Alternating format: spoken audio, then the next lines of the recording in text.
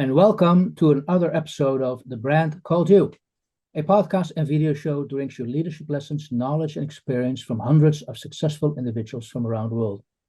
If you're new to the channel, please subscribe so you won't miss a new episode. I'm your host, Frits Bussemaker, and today I'm going to speak with Erez Avramov. Erez, thank you so much for joining us and welcome to the program. Thank you, Fritz. It's great to be here with you. Yeah. Erez, I'm going to introduce you to our audience. You are the founder of Life Rebuilder Academy. You call yourself a business strategist, leadership coach, and you're a keynote speaker on that topic. And also, we're definitely going to go into this. Your nickname is the man who refused to die. Now, that's more than enough to talk about.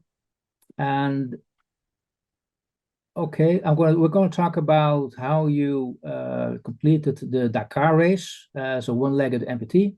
And you also have a background as a Special Forces elite commando operative at the Israeli Air Force. So again, welcome to the program. Now, thank you. My first question to you, when reading that your nickname is the man who refuses to die, I first assumed this was related to your Special Forces background. But when I read up on your bio, it's very much, it's all about cars and motorcycles. Yeah, there's a big part of that in my life for sure.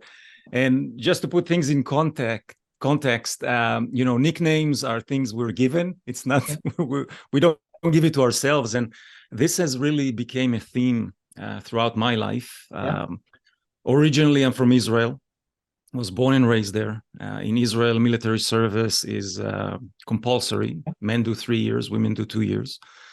And I was fortunate enough to be selected to start at least the training with the Israeli Air Force Commando elite unit called Shaldag, which that's the Hebrew name for a kingfisher bird.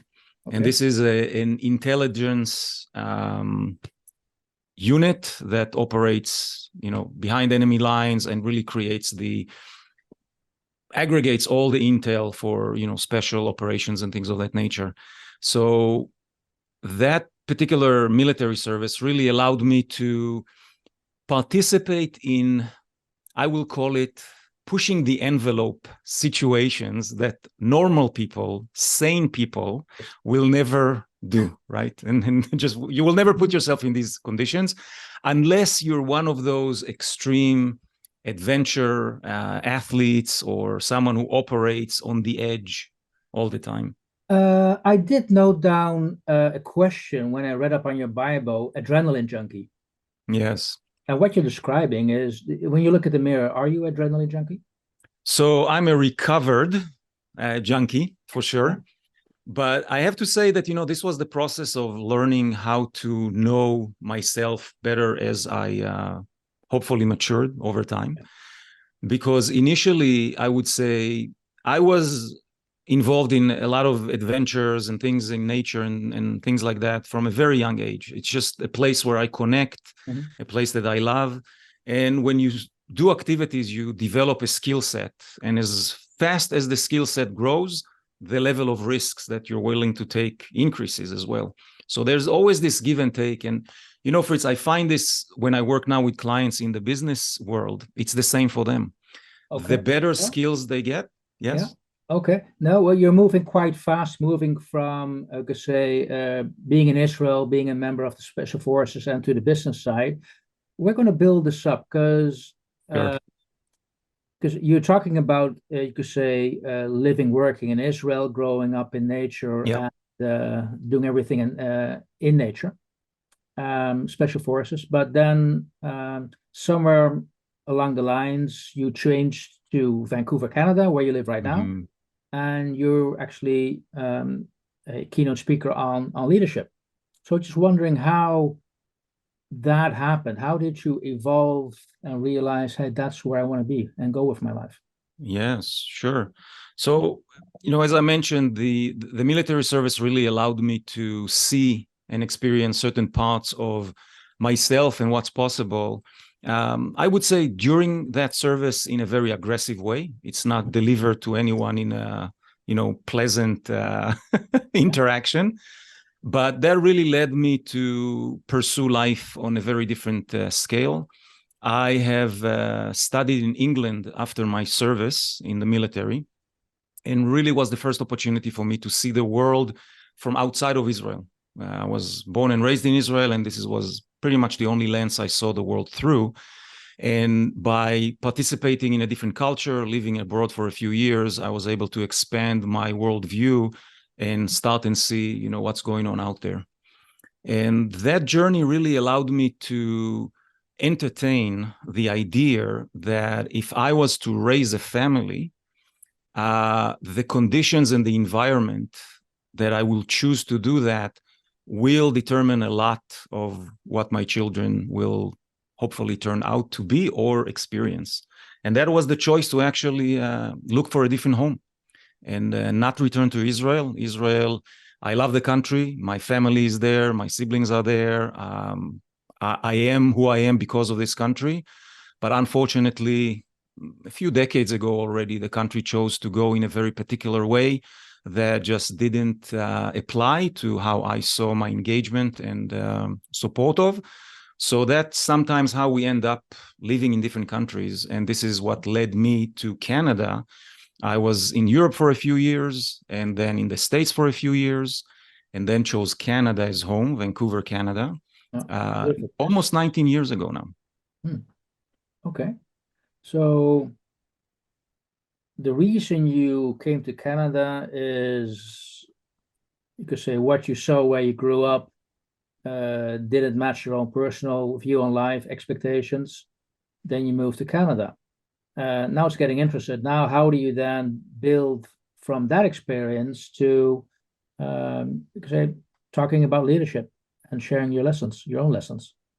Yes, this is it's quite a fascinating turn of events, because when I came here, and maybe some of the listeners who have immigrated to other countries can relate, it's a very intensive period in life to get used to a different culture, to build your own presence. I'm an entrepreneur by nature, so I never worked for anyone.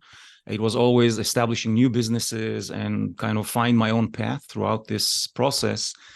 And there was no difference coming here to Canada. I actually worked in real estate in the US for a while, was exposed to the whole framework of investments, development, how to put deals together and things like that. And when I came to Canada with nothing, pretty much, I decided to continue that pursuit of a business career within the real estate realm. So I've worked in this industry for, what is it now? I would say about 14 years. Did very well, established several companies, 6, 7, and 8 figures throughout this career, and was very proficient within the real estate realm of things. But as soon as you think that you nail one area of your life, you get a lesson that comes in a very different way that is unexpected. And for me, that was a very, I would say, harsh awakening. It started with basically a separation from my first wife, understanding that the relationship was just not built on a foundation that we wanted to continue and build on. And that trajectory really kind of got me into a single father environment, a business owner environment for quite a while, and really understanding what is required to make life whole again. Yeah. And this is when I've started to reinvestigate why I chose the type of businesses I chose, why I work in this type of industry and things like that, which was a remarkable gift. It was many, many new lessons I've learned with amazing mentors and teachers from all over the world. And sometimes lessons come in a not very pretty package. And my big lesson that really changed the trajectory of my life, if military service and immigration and a divorce doesn't make it, it was a brutal car accident in 2010. It was a head-on collision with a fully loaded semi-truck that basically broke me into a billion pieces. And that accident, the fact that I survived it was a miracle to begin with. But my recovery process was very precise because I brought in my, military mindset, my studies about the mind, the studies about nutrition. Okay, what's the military mindset in this case? How were you able to apply that? So military mindset sets you up in one particular way. You never give up. You never lose. You never raise, a white flag and you surrender just because you're not comfortable with it, right? So what happens is there's a mechanism that kicks in. It's a survival mechanism that is very much encouraged and built upon during military service, which is very almost animalistic by nature. And that mechanism really allowed me in life to engage with difficult experiences from a very powerful place. Yeah, it's actually one of the questions we ask our guests, and I want to actually ask you this right now because we normally end it at the end of the session. Is what's your biggest learning from your biggest failure or mistake? And what I'm already hearing you talk about is actually you can also learn from the accidents which happened to you. And so what's anything you could learn from that experience? I have found, and this has become kind of my, modus operandi in my life, is that in every event that happens, there's a lesson. It doesn't matter if it's a good event, a bad event, traumatic, joyful, it doesn't really matter what it is. There's an embedded lesson that comes with it. Whether we invite it, whether we receive it, whole different conversation. Yeah. But the reality is, I think, for myself, when I accepted this worldview and I shifted my way of living into a curiosity mode, meaning when something like this happened, it's not why did it happen to me? Why did I do to create it? Or, oh my God, look what life has thrown at me. It was, okay, I'm in it now. What's the lesson? What can I do with this? So the lesson there is don't look back because you can't change that, but look ahead. Yeah, and be curious. Yeah. Okay. What is it in that particular event that is calling you to learn something? Okay, so now I understand the military mindset, survivor mode, don't give up. So you've been in a near fatal car accident in a million pieces. Looks like you've healed. Mostly. Mostly. Yes. There's a lot of pieces that are not connected properly. Yeah. And one of the big things that came out of this car accident, after all the major life-threatening injuries were behind me, a so-called simple injury that the surgeons thought was simple, I crushed my ankle. I actually broke my right leg, my femur, into 17 pieces and crushed my ankle. And during the initial life-saving surgery, they wanted to amputate my leg above the knee. But one of the surgeons, there were 4 of them, and he said, you know what, let's just put him together. He's a young guy. We can always amputate later and see what happens. Maybe we can save, at least part of the leg. And that really saved my upper part of the leg, the femur bone. But the ankle never healed. And I was basically disabled because of it. I was in tremendous pain. I couldn't walk. I was in a wheelchair on crutches, didn't have a life. I was in tremendous pain 24/7 and just couldn't father my kids, couldn't work, couldn't be there for my loved ones. It was a horrible time in my life. And that actually led me to, again, look for other alternatives. And it may sound extreme, but the alternative that I identified as a good potential to give me my life back was an elective amputation of my right leg below the knee. And for 1.5 years, I actually prepared for it, studied for it, and made all the, and accommodated for everything that was required in order to pursue that. And that amputation happened 1.5 years after the car accident. Okay. And did it give you what you were hoping for? Short answer to a long story, yes. Mm-hmm. but it was riddled with many, many challenges. Once you cut off a limb, that's it. It's not going to grow back. It's a one-way process. But I think the preparation for it, the surrender to what needs to happen will happen, combined with the right environment and the right mindset to address whatever consequence will come my way, really allowed me to recover very well from this amputation. And I'm an active guy by nature. So I love motorcycles. I love everything with wheels and an engine. Mm-hmm. And I wanted to go back and do these activities. I used to do, mountain biking and enduro motorcycling and things like that. Yeah, the limit virtually you can have unlimited opportunities. I remember just reading a double amputee who climbed the Mount Everest. So you can, with the right mindset, achieve all those things. You can, but I have to share with you, Fritz, it's so interesting. What is the motivation behind doing these crazy things, right? Yeah. So I decided, because of my military service and my experience with the off-road world, we'll call it off-road, I was exposed to the Dakar Rally when I was young. This is the longest, toughest off-road race in the world, 9,000 kilometers. It's like the Everest of off-road racing, right? And I've pursued that for decades in my life, that I wanted to do it and get ready for it. I had an opportunity many years ago, but life got in the way, didn't do it.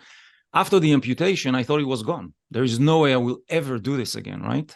But the recovery allowed me to really be in a position where I could entertain that, okay, if I can walk, if I can drive a car, if I can ride a bicycle, can I ride a motorcycle again? And the answer was yes. I experimented with different ways of building a bike that, accommodated for my prostheses and got back on riding. Okay. Which, by the way, left leg or right leg? Right leg. So that's the brake pedal. Yeah, the brake leg. I ride myself, so I'm just trying to figure out where. Just wondering what more difficult is, braking or shifting gears. But yes. So again, this was a pursuit that I was almost blinded by the goal, right? It consumed my entire life. For about a year and a half, I trained like an Olympian. I raced in different places around the world. I've done, crazy, crazy things. And I was also blinded by, media coverage and, oh my God, you're an inspiration and all the rest of it. And to be honest, Fritz, if I take all these experiences back, you know what? I'll start from the top. I didn't finish the race.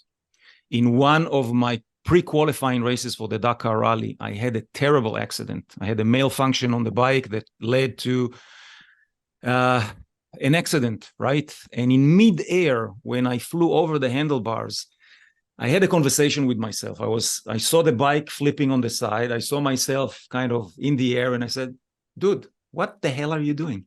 Yeah. You have such a great life. At this point, I already had a new relationship in my life. She's my second wife now, Sonia. Beautiful kids.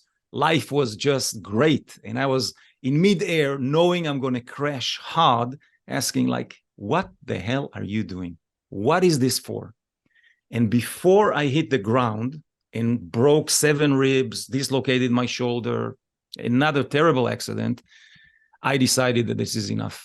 It was a moment of understanding that the pursuit of an external goal is not the right one. I needed to prove myself that I'm still the man I thought I was, the macho, the commando guy, the guy who can do whatever his mind is set upon to do. And I was willing to pay the ultimate price. Although I sold myself that the price is not as high. It's okay. And we see this in so many different high achievers around the world, where you create a narrative, and we're all good salespeople. So we sell the process to ourselves and to others.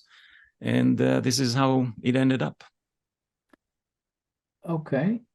So in those couple of seconds when you're flying through the air, you realize, I'm going to change my life, assuming I still have a life when I land on the ground. Hopefully. Yes. Well, I understand now where your nickname comes from. When did you realize that I need to share my experience with other people? and I need to coach other people with their journey. Yes. That was an incredible gift again in these situations, because my personal belief was that if you are given a chance to go through life-altering events like this, and you do receive incredible lessons, it will be a huge disservice to just keep it to myself. And I was in a position like this in the past. Okay, I've learned it. It's for me, bettered my life or whatever. I can just move on. But there was a nagging voice inside that was just calling me to share the journey, share the lessons. Not to say this is the ultimate way or the way, but just to share something that I found over time people can resonate with, see themselves in that. And that led me into coaching. That was the early stages of my career transition from real estate into coaching. Okay. Do you consider yourself a role model? I struggled with this whole idea of role model, inspiration, things like that for many, many years, because I think I had the wrong connection to what it represents. Mm-hmm. I can say that today a role model is someone who walk their talk, period. Yeah. It's not about how wise you are, what you say, what you teach. If you don't live your experiences and you don't show the results and the fruit of your labor, then you're just maybe a motivational speaker, an inspirational speaker, I don't know.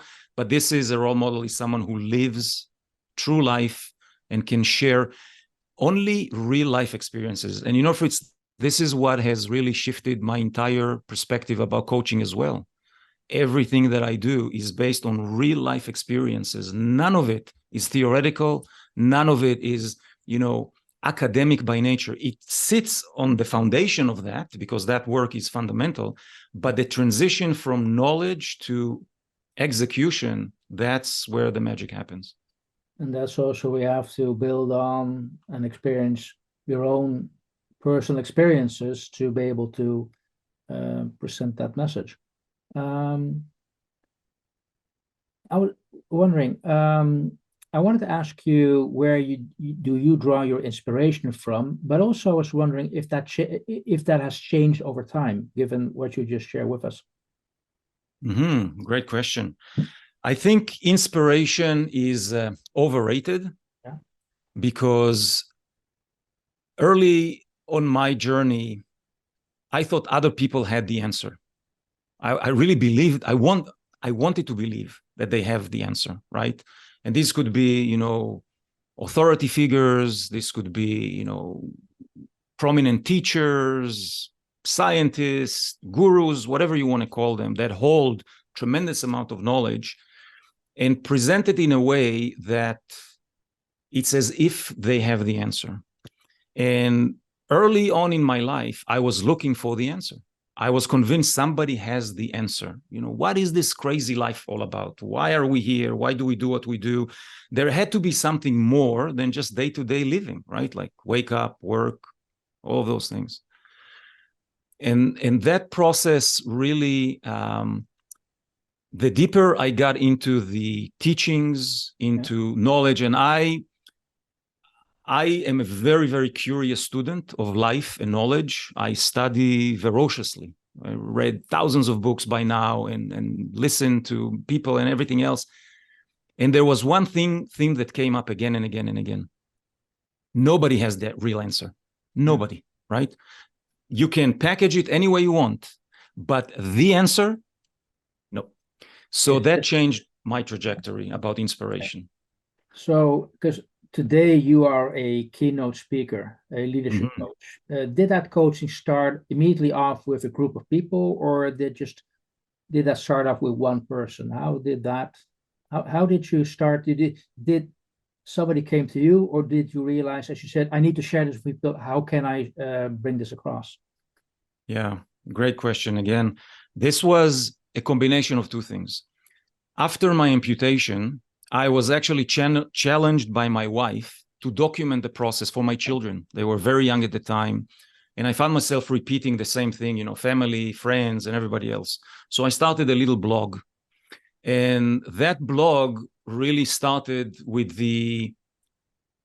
I was 40 years old and I decided to go with an elective amputation. That's the beginning of that journey. And it really attracted a lot of people that were at that time in a particular situation similar to mine, people with disabilities that didn't know what to do. Their life stopped. They were in a kind of a junction in their life. So I was actually approached by several people asking for help and guidance. And I think that was the early stages of me sharing what I do with others. And that was the entry point. Okay. And did that also influence the type of audience you are looking for? Because what triggered me is that you are the founder of Life Rebuilder Academy and not Life Builder Academy. So rebuilder means it's broken. It needs to be reassembled again. That's how I read that. Mm-hmm. So does that also have an impact on the type of audience you're seeking?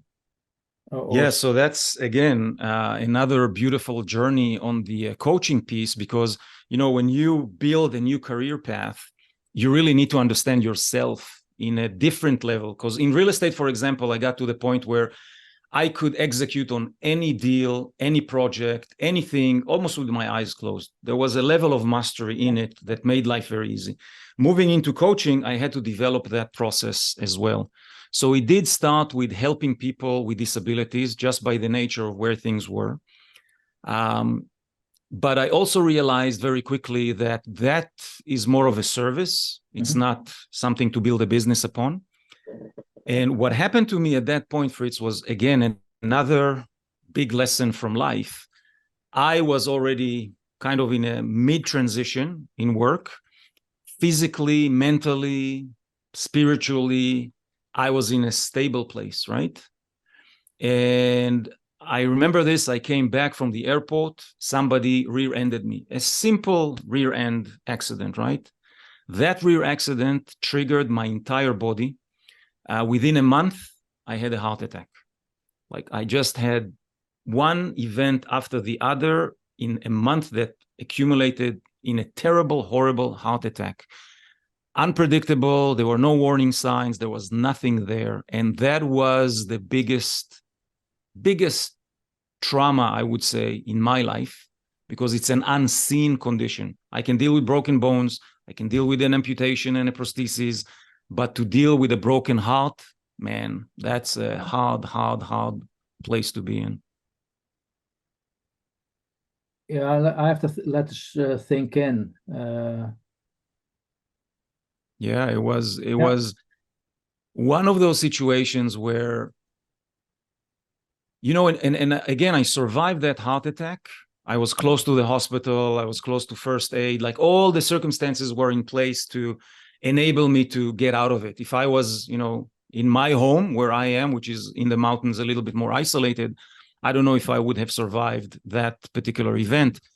But what happened after this heart attack, I really understood the meaning of working in congruence from within and taking it out. And that was the biggest transition. After my recovery, that took about 6 months, pulling in all the knowledge and experiences that I've accumulated over time through coaching and nutrition and neuroscience and all the things that I've studied for myself initially, enabled me to come out and actually package this whole journey of human performance, human interaction in a very different way. And that's where I found the business context in my current business. And the Life Rebuilder Academy started from that place of rebuilding. But actually, I transitioned about 2 years ago into my mastery program is called Victory Path 360. And it is really about taking the full spectrum of your life, from your personal to your relationships, to your health, to your business, to your communication, to your leadership, and create something that is tremendously powerful. And that is the work that I do today. I bring all of those faculties into one focused area. Okay, so basically saying take that holistic approach, assuming everything is connected. You cannot be a business person and a father. You're going to be both always. It's not that you have to, it's a choice. Okay. There's a lot of business people that I know that are one or the other, right? Is that a holistic approach to life? Is that the life that you really want? I doubt it. For many of the people I work with, that's where the conflict lies. It's I'm too much at work, or I'm not at work. There's always this trade-off, and it doesn't need to be there. It doesn't. No, I agree on a personal note that those seem to be conflicting focus areas, but they don't have to be. Yeah. Now, I was also wondering, I was curious, you talk about helping leaders. And based on, I was triggered because of what you just said, looking at people's leadership capacity, some would argue not everybody's a leader. A couple of us are leaders, but the majority isn't. Would you agree with that statement, or can anybody be a leader in their own context? I would open the definition of leadership a little bit, because sometimes it's too narrow and then it's black or white, a leader or not a leader. I think that by nature, we all have to be leaders of ourselves first, because that inner leadership of how we show up as a person, as a spouse, as a father, mother, whatever you are, that requires a leadership approach to life. Either you lead or you're being led. And when you get to when you understand that it's a choice of how you participate in life, now it allows you to start and develop skills according to that. And people that understand that, that's kind of their path now of self-development, growth, and things like that. On the business realm, what I have found was that a leader is someone who is bestowed with leadership, meaning their team, their employees, their customers, their clients, they give them a leadership position. It's not, I'm the leader and you follow me. It's actually being given to you based on who you are. So that process of walking your talk actually positions you as a leader. Plus, there are different levels of leadership within that context. There are multiple types of leaderships. And how do you identify which one is better for you? There are introverts and extroverts, and there are people that are good in communication, people that are less, that are more strategic. I find that there is a fine balance when you identify who you are, what you're best at, and then you can amplify that process. And I'm also what I'm hearing you say is people who are congruent, practice what you preach. Those are leaders, at least of their own lives. Yes, yeah. That's where it all starts. I work with leaders all over the world, different capacities, from billion-dollar companies to smaller startups that are with great vision. Because, Fritz, my position today in this world of coaching and leadership, initially I thought I would be the direct person that I will reach out to, thousands and hundreds of thousands of people with, speaking and courses and things of that nature. But what I was given through experiences with clients was the fact that I can actually take a leader who's already in a very powerful position to impact tens and thousands and millions of people and amplify who they are in their teams to now have this amazing cascading effect downwards. And that's where I focus today. It's really at the top level of that leadership capacity and enabling these people to just break all their own rules and just deliver their biggest and most impactful work that they can. Okay. Now, when you talk with these people, is there a common question or a typical set of questions these people have when they approach you? Yes, I would say the unspoken question is, can I really do it? The self-doubt, the imposter syndrome, I always have to portray a facade as, a strong leader to the outside, but inside, man, I'm alone, I'm afraid. Sometimes I don't even know what I'm doing. To admit that and learn how to work with that and harness it to become very powerful, that's the piece that I found most people, they don't ask the question, but it's always under the external questions of the strategies or the how-tos or things like that. And what kind of trust, how can you build up the trust that people open up to you, that they share that with you? What a beautiful question. And I think that's the crux of what makes a great coach versus, a reasonably good coach or, average coach. This entire relationship is about trust. There is absolutely, for me, when I start to work with a client, most of the work is building a container of a safe space. There's no judgment. There's no right and wrong. There's no stupid questions or any stupid actions. Everything is legit. We're human. We're not perfect. We're not here to perform 100% or be, those machines and always, never procrastinate and always do what you said you do. And all of those extreme approaches to life that you feel unworthy because you can't stand up to that standard that you think you should operate in. So that piece is really where the conversation begins. And in my line of work, I am more in a position where either you resonate with me, you resonate with my message, with who I am, and you're attracted to want to participate in my world, or you don't. So I don't really try to change your mind. Like if you come into my life and you're ultra skeptical, that's okay. I welcome that, right? That's actually a good trait to have, to question everything. But if the initial position that you're in is you come into my world like this and you want to try and portray that shield that you've created with the outside world, if we don't have an entry point into that, then I'm not the right guy for you. Okay. How many people have you disappointed in that respect? Quite a few. And Fritz, this morning I actually had to let go of a client because of that. The intention was to create a safe space. The intention was to create trust, and their actions were just not there. And we had an honest conversation, a real conversation that ended up in a beautiful, departure of ways, but it was in an understanding that they're not ready. They're just not ready to do this work yet.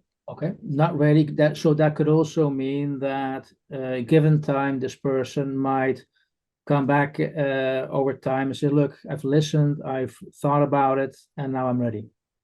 Yes. I find you need to want this. It's like this intensity inside of you to move to the next level in your life. If you are called to be a powerful leader, that's something you're called to do. It's not, I want to be a powerful leader. I want to have impact. I want to lead my teams to do the best work possible. I want to affect, the world in a positive way. It's not a choice. It's almost something that is given to you, and it just ravages you from the inside. You're just crying out to, how do I do this? How do I make this happen for me? Okay. Last couple of questions. I'm fascinated by what you're sharing with me. First of all, I'm making an assumption now that the typical people who come to you, they are in the middle or later stages of their career. How many people are just starting off with their career who would then be interested to come to you? Yeah. So in terms of where they are at their current career could be different. It's more about the experience that they had prior. If they understand the position of a true leader and that building the team that will execute on your vision and have this ripple effect is where the money is, right? It's in your people. Yeah. But in order for you to lead people to execute on your vision, you need to be in a very self-aware stage where you know that this is where the work needs to go, because early stage career paths usually are looking for the how-tos, management books and management courses and what does leadership is about and kind of conceptual, right? But based on experience in life, you actually understand, oh my God, I'm a shitty communicator. I just can't deliver anything that people actually understand and resonate with. Or I have no ability to control my team and they keep making mistakes because there's conflicts or clarity that is not there. So that's the point where clients are ready to do this work and they actually look for someone to help them on the journey. So for me, my business is 100% referral based, and the selection process is very, very, very, very deep. When I was chosen to serve in the military, in the Commando elite unit in the army, we started 1,500 guys, and we started 24 guys, right? So from 1,500 to 24, that selection process, I bring a lot of it now into my world to make sure that the time we spend together, the impact will be 1,000%, not just 100%. Because sometimes people come to me with an expectation, right? Oh, this is what I want out of it. But they are always blown away by where it takes them, because it's this next level that they cannot see for themselves right now. And the guidance to go through this, to own it, to build that confidence is the process that I take them through. When I hear you give these examples and sharing your experience, this also brings me at least the assumption, the question that normally I would ask like an open question, what does success mean to you? But what I'm hearing you say is that success is very dependent on the situation, on the individual, on the circumstances. Is that correct? Is that what I'm hearing you say? Yeah, very much so. In my mind, there is no one size fits all in any area of life, be that, health, wealth, relationships, whatever you are focused on, it's always customized to you. So when you understand what you want, what you need, who you are, Fritz, when I work with people, the first thing is to get clarity on what they want, who they are, how they operate, how they're wired, and then we can define certain aspects of what success is for them. Because success, as you said very well, it's different for every person. Okay, you shared a couple of very valuable insights for our audience, Erez. I want to thank you already for that. Would you able to summarize for me what your takeaways are, what you would give the audience? Look, keep this in mind. Is there anything how would you summarize that? How would you answer that question? I would advise people that they feel that they need something else. They want to go to the next level. They know they are called to do something big and they question it, right? I would actually invite them to engage with that part of that voice inside their heads. Instead of trying to run away from it and try and find, the next strategy or the next empowerment piece or the next, grit and willpower and motivation. And I'm going to wake up 5 a.m. every morning and I'm going to read these books and meditate for 5 hours. No. I would recommend make friends with that voice. It's never going to go away. That voice, sometimes people call it, maybe your ego or, the dark side or whatever they call it. I don't give a crap about it, to be honest, Fritz. It's part of who you are. That side of you that is always questioning you, is distrustful, is shameful sometimes, it's not good enough, those constant messages. I believe they are there to actually remind you of what it is you want. Not to tell you this is who you are, but oh my God, all these messages are so freaking negative. They disable me. They stop me in my tracks. I can't do anything when these voices are in control. How do I transition to the other side while still having them?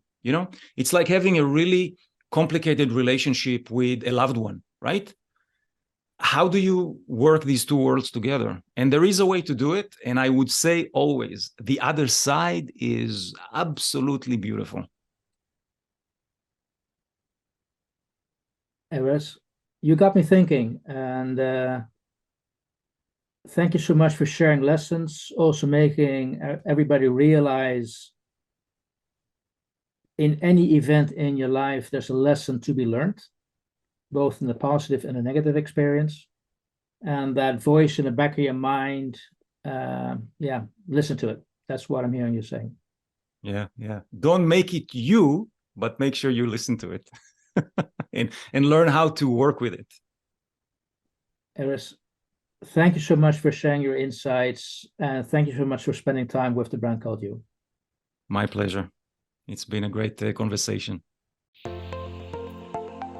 Thank you for listening to the Brand Called You videocast and podcast, a platform that brings you knowledge, experience, and wisdom of hundreds of successful individuals from around the world.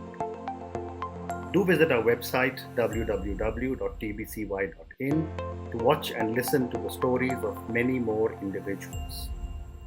You can also follow us on YouTube, Facebook, Instagram, and Twitter. Just search for the Brand Called You.